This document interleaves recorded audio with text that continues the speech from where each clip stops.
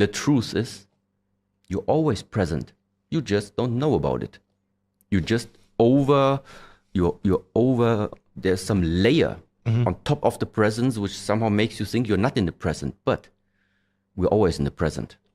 Just the realization that you are is not there because it is overlaid by thoughts. If you take the thoughts away, you will realize, oh, there it is. The mind, or what we refer as the mind, is something very, very powerful. It's something very intelligent. It is something very, very powerful. Because it is so powerful, it is also that element about you which can make you suffer a lot, or which can make you flourish also a lot. It's the same mind that created the atom bomb, and it is the same mind that created all the technological developments that we have nowadays. So we can create something with the mind, or we can destroy something with the mind. We can use the mind to really use it and benefit our well-being, but we can also use the mind to destroy our well-being. So the question is, how do you use the mind in the proper way? This is like one question.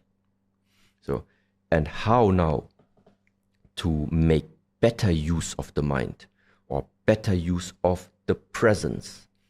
This is the point where now it comes to all different types of practices that are existing in this world, like focus on the breath, do your internal work, focus on the movement, focus on the sound, everything that brings you into the presence. Yeah, this one doesn't happen in the past. Yeah, there's nothing more real, there's nothing more direct, nothing more present than something like this. And so to remind yourself also again, to identify, okay, I'm drifting off right now, come back. Because also when you do breathing methods, when I inhale and let's say I feel this stream of air that goes in.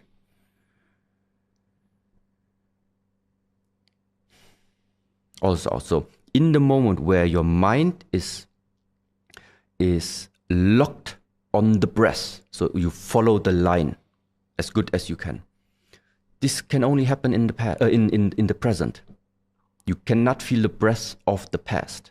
There is no breath of the past. There is no inhalation of the future. Whatever you are sensing when you follow the stream of the breath, it's the presence. The breath never happens in the past and it never happens in the future. It's that direct experience. So that means it doesn't matter eventually what is it that you are, let's say, locking your mind on, as long as it is something that happens in the presence. And this is where all these exercises are coming in. When I talk with you right now, I know what I talk. Yeah. When I'm eating, I feel the sense of the food. When I'm sleeping, I'm really trying to enjoy the sense of body is resting, mind is resting. This is how sleep feels. Yeah, when I'm at a concert, listening to something, these are all type of practices. When I walk out in the street and the sun is shining on my face and the people are sitting there at the coffee and you hear they talking, but I walk and I feel, I sense this is the sunshine, this is the people talking, my feet are moving, I'm here. I know what I do. I know what I'm surrounded with. So being just very present, being very aware. Because without this awareness, it's like, without this awareness, you wouldn't even, or people maybe wouldn't even make a difference, whether you sit in a Porsche or if you just like sit in a Corvette. But if you're aware, you feel very, very clearly. A car that drives like this can only be a Porsche. Yeah. So awareness is key, because without it, there is no enjoyment. Yeah. You don't make use of what you have. Awareness is what is like making it finally real for you. You worked so hard for it, Now you have it. Enjoy it. Yeah, but you can't enjoy it if all the time you think about like last week, or if you think all the time about what happens in the future.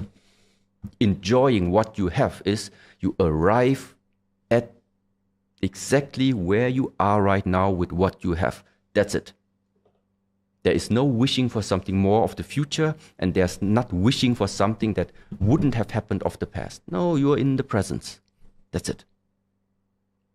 And the more you realize this about yourself, the more you integrate this just into your normal being, then it starts to shift. Yeah, just bring more presence into the present. How often we have to do that?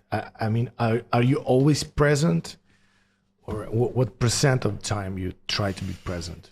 At the moment, if I talk about myself, if I observe myself, the most of the time I would say I'm present, and I'm realizing when I'm not. So the amount of being absent is what I realize. When I'm absent, I realize it. When I'm present, it's my normal state. For other people, maybe it's the other way around. But this really depends on your personal relation and how much you practice. So eventually, the thing is, the truth is, you're always present. You just don't know about it. You just you're over, there's some layer on top of the presence which somehow makes you think you're not in the present, but we're always in the present. Just the realization that you are is not there because it is overlaid by thoughts. If you take the thoughts away, you will realize, oh, there it is.